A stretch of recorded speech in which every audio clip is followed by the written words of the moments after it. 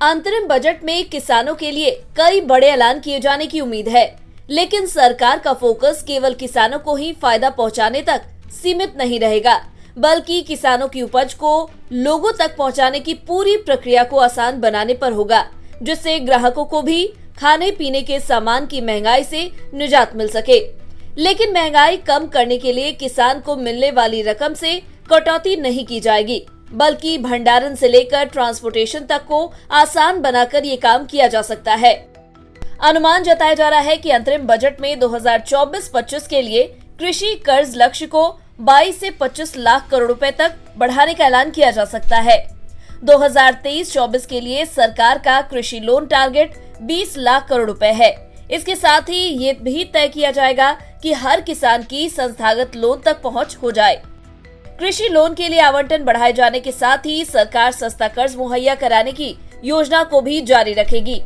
फिलहाल सभी वित्तीय संस्थानों से मिलने वाले 3 लाख रुपए तक के शॉर्ट टर्म लोन पर 2% की ब्याज छूट मिलती है, यानी किसानों को 7% की रियायती दर पर शॉर्ट टर्म के लिए लोन मिल जाता है। यही नहीं, समय पर कर्ज का भुगतान करने वाले किसानों को हर साल 3% की अतिरिक्त ब्याज छूट भी मिलती है। हालांकि लॉन्ग टर्म लोन पर इंटरेस्ट रेट बाजार दर के मुताबिक ही मिलता है। अब सरकार कृषि लोन पर ज्यादा ध्यान दे रही है और छूटे हुए पात्र किसानों की पहचान करने और उन्हें लोन नेटवर्क का हिस्सा बनाने के लिए कई अभियान चला रही है। वैसे भी बीते 10 साल से कृषि और इससे जुड़ी गतिविधियों के लिए कर्ज वितरण लक्ष्य से ज्यादा रहा है। 2023-24 में दिसंबर तक 9 महीनों के दौरान 20 लाख करोड़ रुपए के कृषि लोन टारगेट का 82% हासिल कर लिया गया है। इन 9 महीनों में निजी और सरकारी बैंकों ने करीब 16.37 लाख करोड़ रुपए का लोन बांटा है। ऐसे में अनुमान है कि 2023-24 में भी कृषि लोन लक्ष्य से ज्यादा रह सकता है। कृषि लोन को लेकर 2022-23 के आंकड़े भी कुछ मौजूदा कारोबारी साल जैसी तस्वीर ही पेश कर रहे हैं। इनके मुताबिक 2022-23 में कुल 21.55 लाख करोड़ रुपए का कृषि लोन बांटा गया था।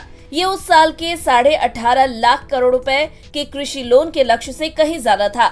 अभी तक किसान क्रेडिट कार्ड के नेटवर्क के माध्यम से 7.34 करोड़ किसानों को कर्ज मिला है। इन पर 31 मार्च 2023 तक करीब 8.85 लाख करोड़ रुपए बकाया था। लेकिन कृषि क्षेत्र का अर्थव्यवस्था में योगदान बढ़ाने और किसानों की आमदनी बढ़ाने में केवल कर्ज मुहैया करा देना मददगार नहीं हो सकता।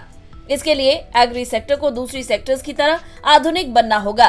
दरअसल भारत की बढ़ती जनसंख्या के साथ साथ आमदनी में इजाफा होने से कृषि उत्पादों की डिमांड में लगातार इजाफा हो रहा है। इससे मौजूदा कृषि संसाधनों पर बोझ बढ़ रहा है। ऐसे में मौजूदा संसाधनों का बेहतर इस्तेमाल करते हुए लागत कम करने और क्वालिटी के साथ साथ उत्पादकता में भी सुधार करने की जरूरत है। हालांकि बीते कुछ दशकों में कृषि क्षेत्र में काफी बदलाव आया है, लेकिन इसके बावजूद कई समस्याएं जस की तस है, जिनमें शामिल है जमीन के छोटे छोटे टुकड़ों पर खेती, कम उत्पादकता, सीमित मशीनीकरण, अकुशल विस्तार तंत्र, जिससे नई कृषि तकनीक तक हर किसान की पहुंच मुश्किल हो जाती है। यही वजह है कि किसान अभी भी खेती के लिए बुनियादी पारंपरिक तरीकों का इस्तेमाल करते हैं।